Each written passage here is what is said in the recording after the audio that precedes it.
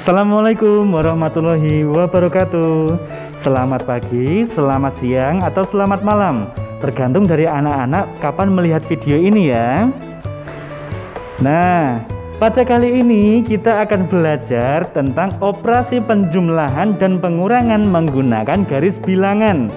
Dan kita akan melaksanakan suatu operasi bilangan bulat. Seperti itu ya. Nah, tapi sebelumnya pastikan anak-anak mempersiapkan diri terlebih dahulu. Jadi pastikan anak-anak posisi dalam belajar itu dengan posisi yang siap sebagai siswa yang sedang ingin belajar. Jangan sambil tiduran. Jadi pastikan anak-anak ketika ingin mencari ilmu, posisikan diri menjadi siswa atau orang yang benar-benar ingin mencari ilmu. Jadi duduklah yang rapi. Seperti itu ya. Baik. Kita mulai operasi pengurangan dan penjumlahan bilangan bulat menggunakan garis bilangan. Baik, selanjutnya untuk operasi penjumlahan dan pengurangan ini, karena kita menggunakan garis bilangan, maka kita harus mencermati terlebih dahulu aturan-aturannya, supaya ketika kita menggunakan garis bilangan itu bisa mendapatkan hasil yang benar dan juga tepat, gitu ya. Nah, untuk aturan yang pertama itu ketika operasinya itu penjumlahan, gitu ya. Jadi ketika soalnya itu terkait dengan penjumlahan, maka subjeknya itu menghadap ke arah kanan atau ke arah bilangan positif, gitu ya. Nah, kalau misalkan operasinya itu pengurangan, maka subjeknya itu mengarah ke bilangan negatif, gitu ya. Nah, jadi menghadap ke bilangan negatif atau menghadap ke kiri. Jadi kalau yang penjumlahan itu ke kanan, kalau pengurangan itu hadapnya ke kiri, gitu ya. Yang ketiga, itu apabila setelah operasinya penjumlahan atau pengurangan itu diikuti bilangan positif, maka artinya kalau bilangan positif itu maju, gitu ya, sejauh besaran nilai positif dari yang sudah ditentukan. Jadi kalau ada diikuti bilangan positif, maka maju sejauh bilangan positifnya. Misalkan positif 3, berarti maju sejauh 3 langkah, gitu ya. Kalau bilangan negatif itu mundur sejauh besaran bilangan negatif yang telah ditentukan.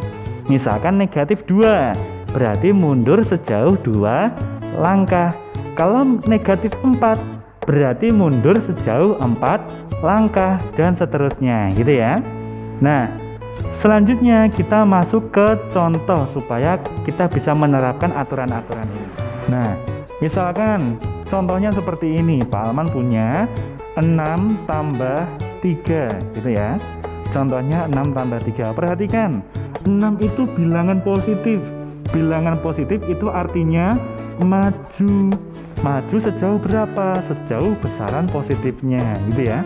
Berarti maju sejauh 6 langkah.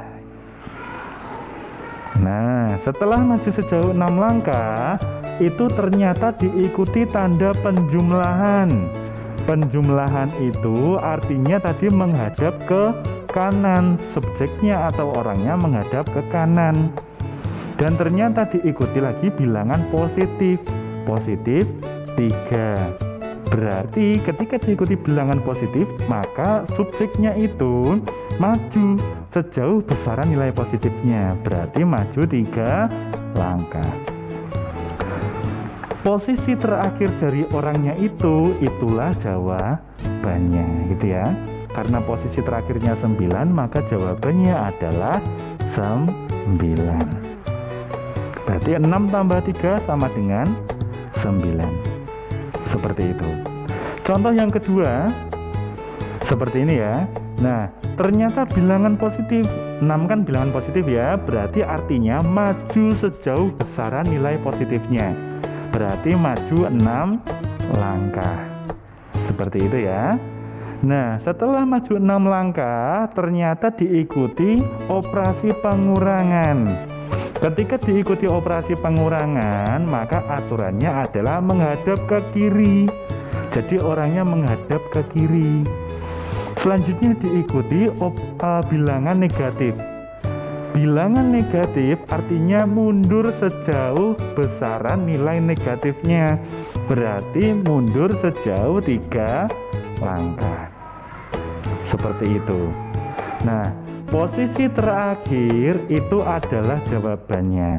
Ternyata posisi terakhirnya adalah 9. Maka 6 dikurangi negatif 3, jawabannya sama dengan 9.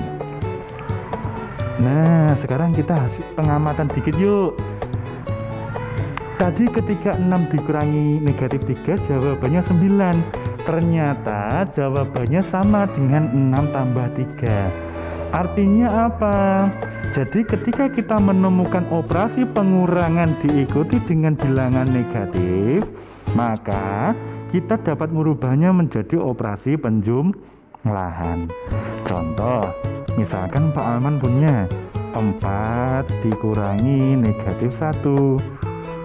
Berarti kita bisa merubah menjadi 4 ditambah 1, karena operasi pengurangan diikuti negatif itu bisa juga menjadi positif. Lagi misalkan Pak Alman punya negatif 2 dikurangi negatif 1 misalkan, berarti sama dengan negatif 2 ditambah 1. Seperti itu. Lanjut, Pak Alman punya negatif 4 dikurangi negatif 2 misalkan, berarti sama aja negatif 4 ditambah 2. Terakhir misalkan Pak Alman punya 7 dikurangi negatif 3, berarti sama dengan 7 ditambah 3. Seperti itu anak-anak. Selanjutnya kita masuk ke contoh nomor 3. Misalkan di sini di contoh itu ada bilangan negatif. Aturan dari bilangan negatif itu adalah mundur sejauh besaran negatif atau besaran nilai negatifnya. Berarti mundur sejauh 4 langkah. Gitu ya. Nah, setelah mundur seperti ini, langkah selanjutnya kita lihat operasinya. Operasinya ternyata pengurangan. Pengurangan itu berarti subjeknya menghadap ke kiri, gitu ya. Nah, ketika menghadap ke kiri, ternyata diikuti dengan positif 3, gitu ya.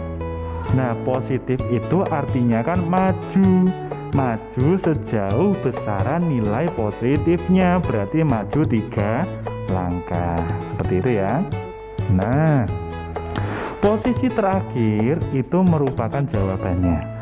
Berarti posisi terakhir ada negatif 7, berarti jawabannya sama dengan negatif 7. Berarti negatif 4 dikurangi 3 sama dengan negatif 7.